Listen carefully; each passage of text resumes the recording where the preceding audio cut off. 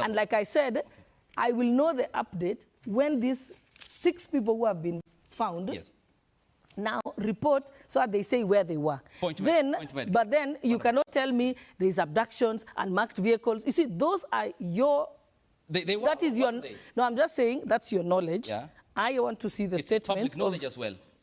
No, that is what is being said in the public. But what I want to know is from these 6 people, where they were, they'll tell us whether it was unmarked vehicles, who picked them up, and so on. Then I can comment on it. But you can't tell me to speculate on something. Surely, I think it's unfair. Okay, so fair enough. And if you know that that is happening, we also expect you to go and report to the police station. Okay, we report to the public. Shocked and mesmerized at what Her Excellency is saying. She sounds like she came from Europe today. All right?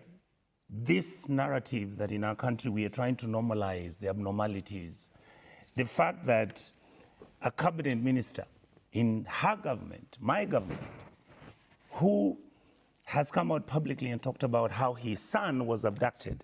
And indeed, I want to tell you, Madam Sholei, Deputy Speaker, actually Justin truly talked to me about the abductions himself. And there's more detail I have that I can't disclose here. There is more I know that I can't say here. See, which I don't. The people who he talked to and what they told him, the conversation is mind-blowing, all right?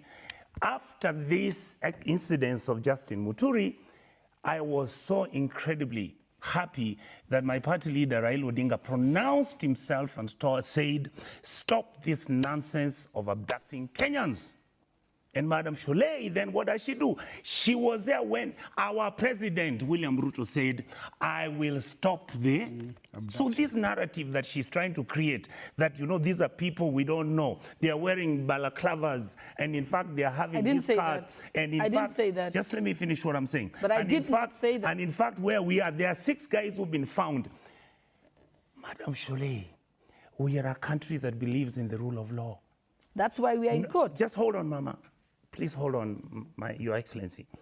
We are not here to discuss the methods used and whether they were legitimate or not. What we are saying is what is happening is against the law of the land. It's unconstitutional to pick anybody and keep them beyond a certain limit of time, because the constitution that we have been swearing to expects me as a leader. So when you are telling me that as a deputy speaker, that you cannot pronounce on this matter, because when you are a deputy speaker, you are somebody who's different. And in fact, these people, the parents should go and give these reports on missing persons. Deputy Speaker, Madam Sholei, these people are not missing. They are being abducted. They are being taken from their homes. There are CCTV cameras. The cars that are picking them are known. They are government cars. Everybody knows that kids have been killed. People are being killed and thrown into mortuaries and picked from there. How you make me feel that actually we are in a country where there's a group of people who completely would rather have everybody in this country killed because they criticize the government, because of their interest, because this country is larger than any of us. This country has reached a stage, if this nonsense doesn't stop, Ayub, they'll come for you here next. After that, they'll come for me. After they finish with me, they'll go to Mui. Finally, they'll come to you. Because what they want you to do, you will not agree. So what we are saying, let us just save this country. Forget about the shenanigans. You are in government, we are not in. I have said severally, Ayub, I don't hate President Ruto. I want him to succeed. I respect him. He's my president. The guy is so bright. Why is it difficult to run this country? You know, Ayub, what's happening? He's playing to the gallery. When we are talking about the people who are on this page, the people you work with are the ones who show who your friends are, and they're the ones who tell Kenyans what your government is.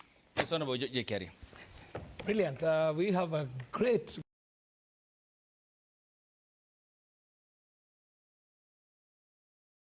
I personally fail to understand what usually happens to some of these politicians when they join politics. Good leaders, people who speak very well, women with integrity, the moment they join politics, they behave different. Why am I saying so? If you listen critically the way Gladys Sholei is speaking, you realize that there's a big problem in the Kenyan politics. Why am I saying that? Right now as we speak, There is nobody who does not know that abductions have been happening. Abductions have been done by the government. There are marked cars in the streets of Kenya. There are policemen wearing masks, and there are people who are missing, and some of them are dead. And not just some politicians, but even the president himself, he has admitted that there are abductions, and even once said that he's going to stop these abductions, despite that they are continuing, because you've seen in Nakuru, 2 abductions actually, it's not one. One was captured on camera, but there's another one that occurred also, but border people intervened. So this means very well that the issue to do with abduction is real in this country, and it is happening. There are people who are basically positioned to do abductions anywhere but in this country, and these people are funded by the government. And the way things are going, it's the NIS.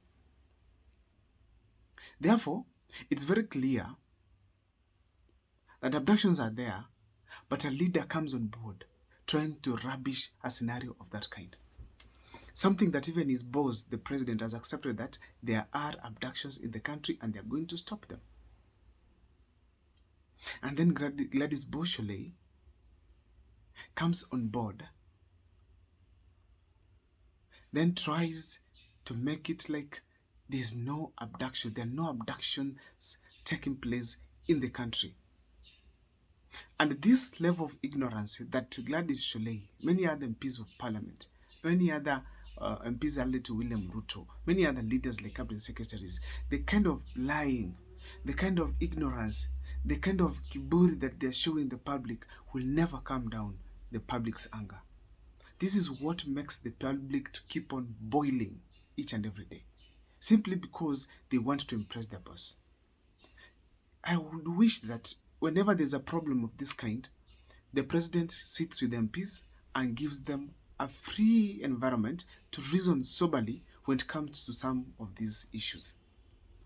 But now on a national television, Gladys Boshole comes on board and is trying to rubbish the existence of the abductions, telling the abductees to come on board, write statements, say where they were, yet they don't know themselves, they were just picked, then eyes covered, taken to unknown places, dark rooms, handcuffed, tortured, beaten, suffering, then dropped in various parts of this country. The only place they know is where they were picked and where they were dropped. And then Gladys Boshole thinks like, now, these people should come on board and say where they were, tell if they were marked or unmarked cars, tell if these were policemen or not.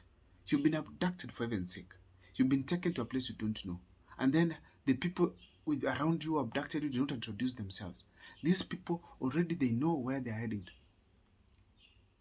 But you don't know. Now, there were unmarked cars all over. Everybody has seen these cars. Everybody has seen the Subarus across the country. During the protests, they used to come with guns, masked, to contain and perhaps kill the protesters. And then Gladys Boshole is saying that she needs evidence that these things have been there. Even if you're supporting President William Ruto, must you behave that way to an extent that you don't care what other parents, other mothers across the country are experiencing? Because it was very clear. There's a father who cried in the courts of law, asking for his son to be released. And at this point, the entire world was watching this kind of a scenario. It touched everybody. Now, Gladys Boshole did not see that. The CCTV cameras across the country have been capturing scenarios where young boys, young men and women are being abducted. A lady was abducted once and released after 2 days. And then we had a scenario where 2 guys were abducted, big men coming on board to abduct very young men. So a person was just going to the shop to buy breakfast. And then all of a sudden, people come on board and abduct them. A gentleman just made a tweet from Gong, and that's how he was abducted. And then we have had someone going to shave, and the CCTV cameras were very clear, and then this boy was abducted. Yeah, like everybody is seeing the evidence except the William Ruto's allies. As if that's not enough, also the Cabinet Secretary for Interior comes on board to castigate the tweets, but he forgets there's another part that has happened that is wrong against the law. It's against the law. That is abduction. He has not talked of anything to do with abduction. He has not talked of arresting any of these abductors, but he's just talking about the tweets and other things. As we speak right now, there are schools in the Rift Valley which have not been resumed, where kids are fearing for their lives. Teachers stressed about their security. But the Interior Cabinet Secretary is not talking about that. He's simply talking about going for the tweeters, for the people who are tweeting, the social media handlers, the social media influencers, the youths of this country who are innocent, simply criticizing the government because they want the best out of the government. And then he goes ahead to make it public that's going to come for us. Yet, we have questions about abductions that are happening in this country. Therefore, if you realize generally the entire country, when William Ruto does everything, there's some anger within the public that keeps on rising. And to make matters more worse, it is that this anger is simply caused by William Ruto's allies whenever they speak. At least William Ruto is trying to act gentle, slightly, because he's the president, but we know everything else that it's because of him. But when he speaks, he's trying to be careful, slightly.